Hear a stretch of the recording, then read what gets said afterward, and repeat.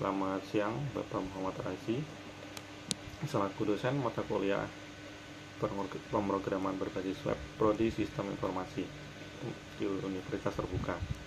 Perkenalkan, dengan saya Dwi Raharjo, saya mahasiswa Sistem Informasi yang mengambil mata kuliah pemrograman berbasis web semester ini. Nah, pada video kali ini saya akan menjelaskan hasil tugas praktik saya, yaitu pembuatan website landing page sistem pemesanan bahan ajar Universitas Terbuka bernama SITA. Itu sistem informasi tiras dan transaksi bahan ajar. Project ini hanya berupa front end, tidak menggunakan back end seperti sesuai perintah yang ada di soal tugas. Dan project ini menggunakan HTML basic, CSS, dan JavaScript, serta saya menggunakan Vue versi CDN, yaitu file view min.js untuk mengolah data DOM dummy yang disediakan oleh Bapak dosen. Berikut adalah struktur folder file yang ada dalam project ini. Saya memisah-misahkan berdasarkan kategori file, yang di sini ada folder aset untuk menyimpan file-file aset cover dari buku. Di sini ada folder CSS untuk menyimpan file CSS style. Lalu di sini ada folder JS untuk menyimpan beberapa file JavaScript seperti file view-nya sendiri. Di sini ada script. Lalu ada data informasi data dummy yang diberikan. Lalu di luar folder terdapat file-file HTML dari setiap halaman yang sudah saya buat. Masuk ke halaman index HTML. Di sini terdapat bagian form yang digunakan untuk input login berupa data email. Lalu di sini untuk password terdapat tombol submit untuk menghandle proses login. Nah, di sini untuk fitur lupa password dan daftar, di sini saya tampilkan, saya buatkan untuk modalnya di bawah. Terdapat modal lupa password yang terdapat formulir untuk mengisikan email di sini. Lalu untuk submitnya, dan di sini untuk modal register, ini terdapat input email, lalu password, dan di sini nama, email, dan password. Lalu terdapat tombol submit untuk registernya, lalu tombol close juga untuk menutup modal. Di sini terdapat judul situsnya. Lalu di sini adalah kode untuk navigasi barnya di sini. Di sini terdapat greeting, itu ucapan selamat siang, selamat sore sesuai waktu saat pengguna login. Ini diolah di script JavaScript. Nah, ini namanya juga otomatis ketika kita sudah login. Lalu di bawahnya ada pula tombol-tombol menu, itu berupa bahan ajar, informasi bahan ajar. Di sini tombol untuk tracking pengiriman, lalu di sini history transaksi. Nah, untuk navigasinya sendiri, sini saya menggunakan drop down saat di hover. Ini juga kedepannya bisa diberikan fitur atau untuk mengarahkan ke halaman yang berkaitan. Namun saat ini hanya fitur prototype. Saya menggunakan scriptnya di bawah karena kalau ditaruh di sini akan jadi banyak file script, atau misalnya digabungkan ke sini akan menjadi menumpuk. Dan kemudian di sini ada halaman untuk tracking. Nah, di halaman tracking terdapat input untuk pengguna memasukkan nomor ordernya di sini. Lalu nanti apabila nomor ordernya berhasil ditemukan setelah tekan tombol cari, halaman akan menampilkan progres dan status pengiriman di sini. Mungkin nanti di akhir akan saya praktekkan sedikit. Kemudian masuk di halaman stok, saya membuat tabel. Di sini tabel daftar buku-buku yang tersedia. berupa gambar, judul buku, di sini kode lokasi, kode barang, jenis, edisi, dan jumlah stok. Di bawahnya juga saya buat untuk formulir untuk menambahkan stok baru. Di input manual dari kode lokasi, kode barang, nama barang, dan jumlah stok. Nah, di sini untuk input file asetnya. Di sini untuk data di mapping secara otomatis dengan sumber datanya adalah dari data bahan ajar. Di bawah terdapat metode untuk input stok baru.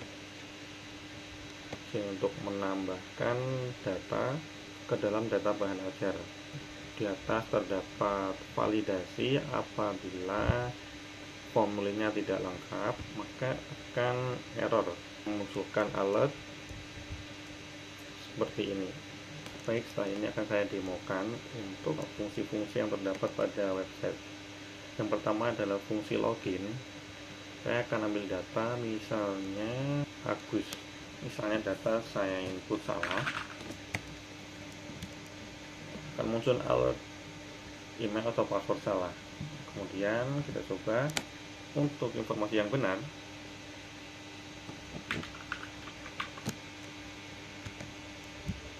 Di sini masuk ke beranda dengan informasi sapaan di siang hari, lalu nama Agus. Misalnya kita login dengan akun lain.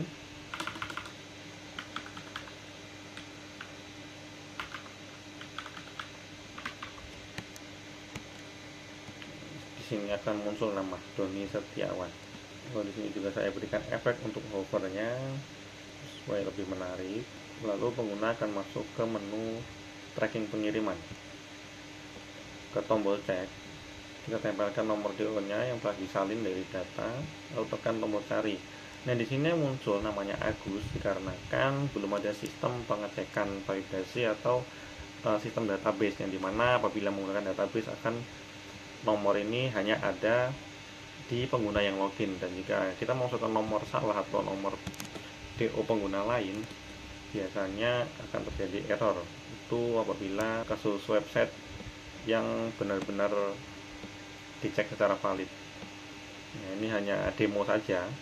Di halaman bisa berhasil menampilkan data pengiriman dari nama, status pengiriman, jadi informasi ekspedisi, tanggal kirim, paket, total harga. Ini diambil dari data tracking yang ada dalam data dummy. Di bawahnya juga terdapat riwayat perjalanan sesuai yang sudah disediakan seperti ini. Lalu pengguna akan masuk ke halaman informasi bahan ajar. Halaman ini menampilkan data ketersediaan buku. Nah, seharusnya di sini hanya tersedia sebagai admin. Apabila kita adalah pengguna, harusnya ini tidak muncul.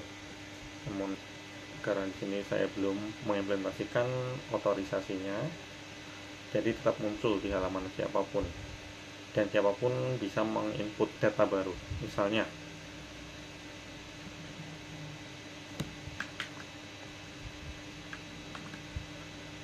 input untuk kode barangnya, misalnya untuk stoknya misalnya 59, nama barang misalnya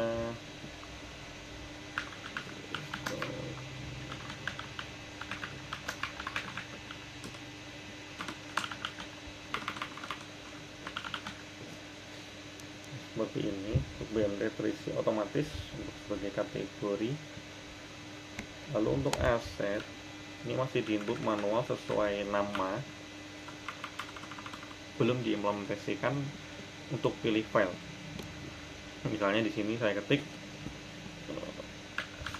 SIM sesuai yang tersedia di halaman aset. Sini coba kita input, ketik klik tambah stok. Oh maaf, kode lokasinya belum.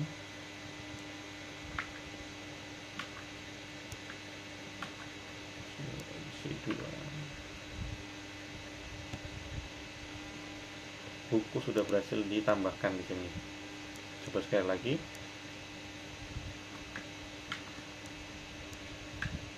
Kode lokasi X3, kode barang misalnya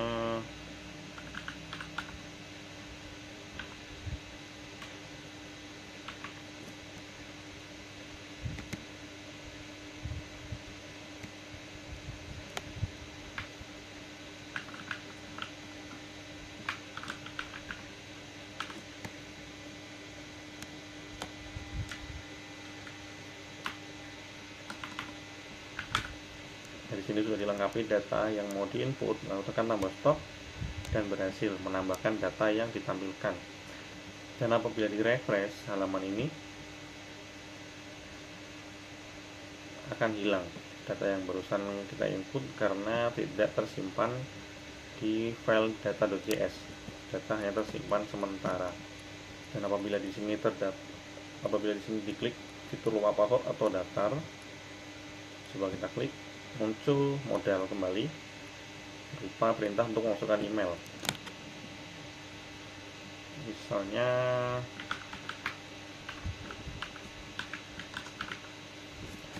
Doni lupa password dan dia ingin mereset passwordnya, bisa menginput emailnya di sini. Biasanya dari sistem akan mengirimkan email otomatis berupa link untuk membuat password baru. Kita coba klik, muncul alert permintaan reset password telah dikirim ke Doni. Nah, di sini hanya prototype. Sini bisa ditutup. Lalu tombol daftar. Misalnya input data, registrasi,